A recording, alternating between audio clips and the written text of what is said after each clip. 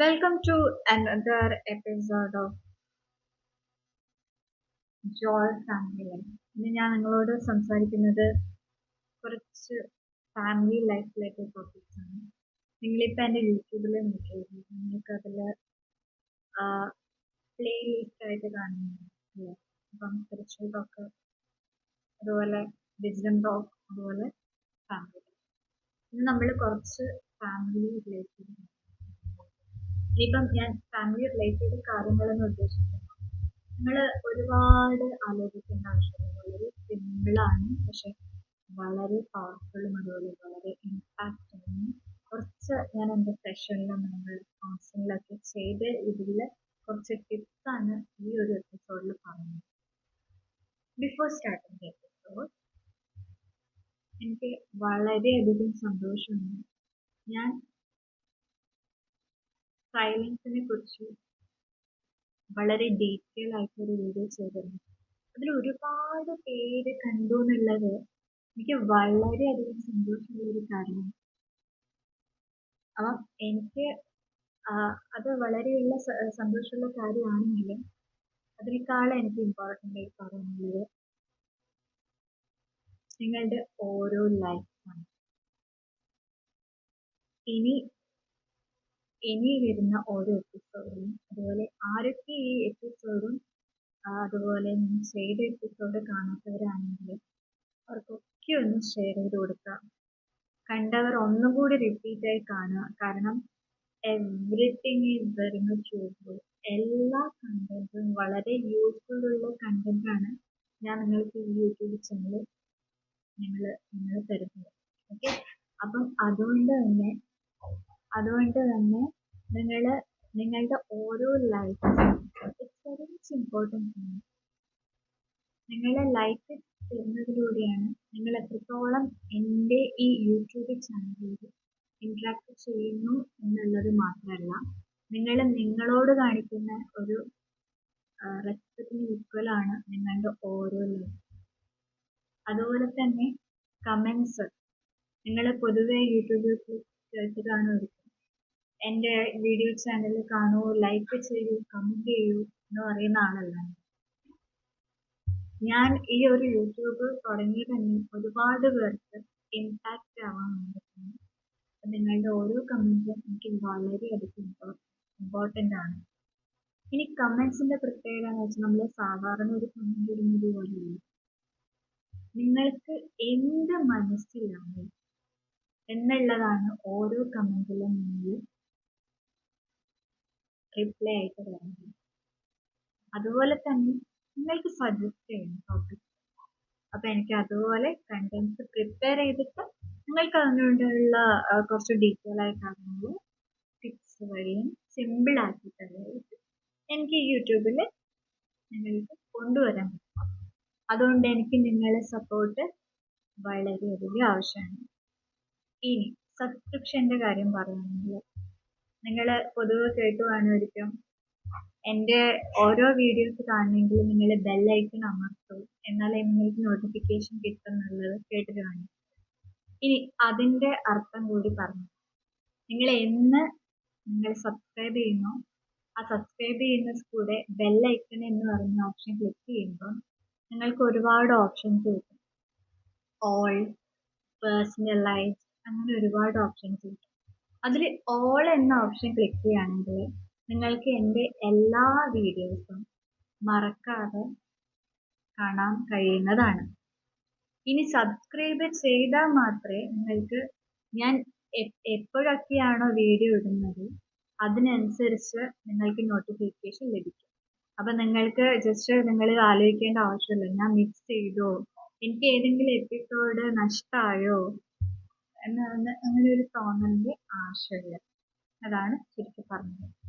Okay, ഇതൊരു വലിയ class ആയിട്ടൊന്നുമല്ല, പക്ഷെ ബേസിക്കലായിട്ട് നിങ്ങൾ ഒരുപാട് പേര് ഇപ്പോൾ യൂട്യൂബിൽ ചെയ്യുന്ന സമയത്ത് എല്ലാവരും പറയുന്ന ഒരു കാര്യമാണ്, ലൈക്ക് ചെയ്യൂ, കമൻറ്റ് ചെയ്യൂ, സബ്സ്ക്രൈബ് ചെയ്യൂ. അപ്പം അതിൻ്റെ ഒരു എക്സാക്റ്റ് ഡീറ്റെയിൽസ് ആണ് ഞാൻ ഇതിൽ നിന്ന് പറഞ്ഞത്. ഓക്കെ, അപ്പം അതുപോലെ തന്നെ വേറൊരു കാര്യം എന്ന് വെച്ചാൽ, എല്ലാ വീഡിയോസും 2 തവണ കാണുക. കാരണം പ്രത്യേകിച്ച് സ്പിരിച്വൽ വിസ്ഡം ഏത് ഏരിയയിലായാലും അതൊക്കെ വളരെ ഇമ്പോർട്ടന്റ് ആയ കാര്യമാണ് എന്ന് പറയുന്നത്. നിങ്ങൾ ഒരു തവണ കേട്ടാൽ നിങ്ങൾക്ക് അതിന്റെ എക്സാക്ട് ഡീറ്റെയിൽസ് കിട്ടണമെന്നില്ല. പക്ഷേ 2 തവണയോ 3 തവണയോ കാണുകയാണെങ്കിൽ നിങ്ങൾക്ക് ഓരോ തവണ കിട്ടുന്നതിനേക്കാളും എക്സ്ട്രാ അഡീഷണൽ ആയിട്ടുള്ള ഒരു അറിവായിരിക്കും നിങ്ങൾക്ക് അതിൽ കിട്ടുക.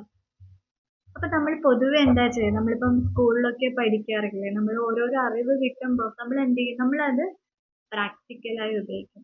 ഇവിടെ നിങ്ങൾ ഇനി ചെയ്യേണ്ടത് നിങ്ങൾ പ്രാക്ടിക്കലായി നിങ്ങൾ ലൈഫ് സ്റ്റൈലിന്റെ ഭാഗമായി മാറ്റണം.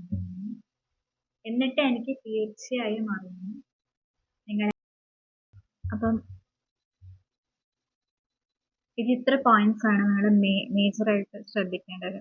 പിന്നെ അതുപോലെ തന്നെ നമ്മുടെ പാർട്ട്ണറെ കുറിച്ച് ഒരിക്കലും പുറത്ത് ഡിസ്കസ് ചെയ്യലോ, അത് ആരുടെ അടുത്താണെങ്കിലും ഫ്രണ്ട്സോ ഫാമിലിയോ റിലേറ്റീവ്സോ ഒരിക്കലും പാർട്ട്ണറെ ഡിസ്റെസ്പെക്ട് ചെയ്യരുത്.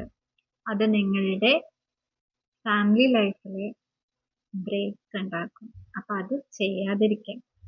പിന്നെ അതുപോലെ തന്നെ പാർട്ട്ണറെ അപ്ലിഫ്റ്റ് ചെയ്യുക. ഇപ്പം നിങ്ങൾ പാർട്ട്ണറിൽ ഒരാൾ ചിലപ്പം വീക്ക് ആണെങ്കിൽ അവരുടെ എന്താ അവർക്ക് ബെസ്റ്റ് ഉള്ളത്, ഒരു ബെസ്റ്റ് ആയിട്ടുള്ള ഒരു ക്വാളിറ്റി ഇല്ലാത്ത ഒരു പാർട്ട്ണറും നമ്മുടെ ജീവിതത്തിൽ നമ്മുടെ ലൈഫിൽ എവിടെയും കാണില്ല.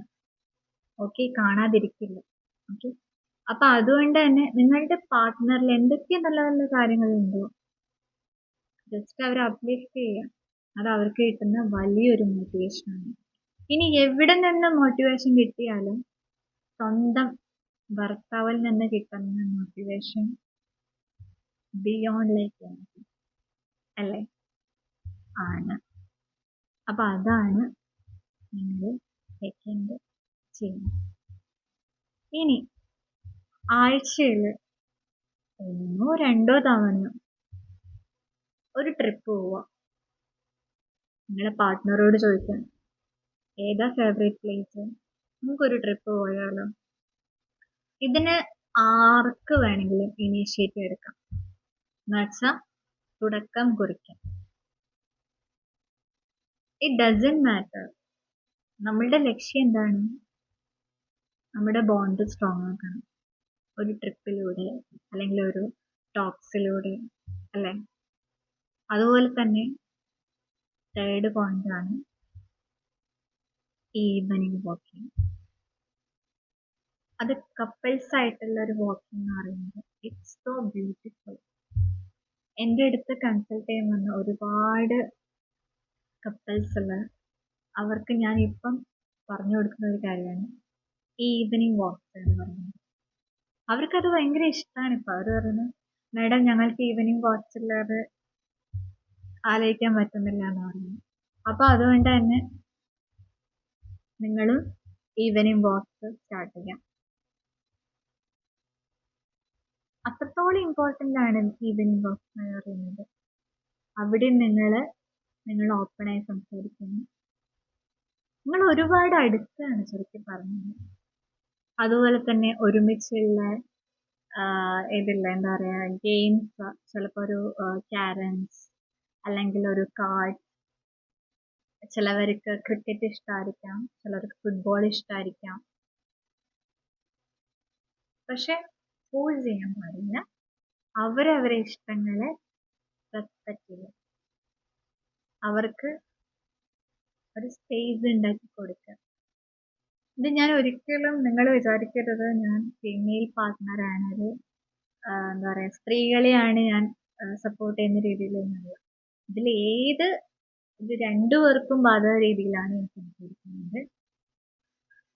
അപ്പം നിങ്ങളെ പാർട്ട്ണറെ അപ്ലിഫ്റ്റ് ചെയ്യും. എനിക്ക് ഇതിൻ്റെയൊക്കെ അഭിപ്രായം എന്നിട്ട് താഴെ വേണം.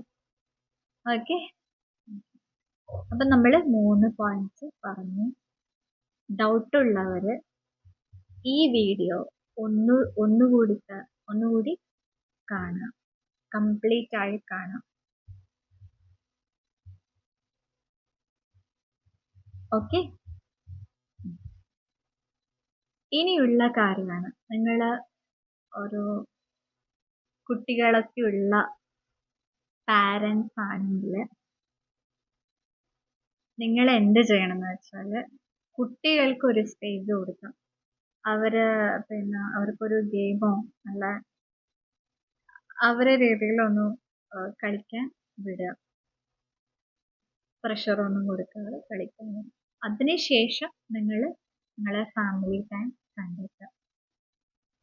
ഇങ്ങനെ ഓരോരോ കാര്യങ്ങൾ നിങ്ങൾ ചെയ്യുകയാണെങ്കിൽ ഡെഫിനറ്റ്ലി നിങ്ങളുടെ ലൈഫ് ജോയ്ഫുൾ ആയിരിക്കും.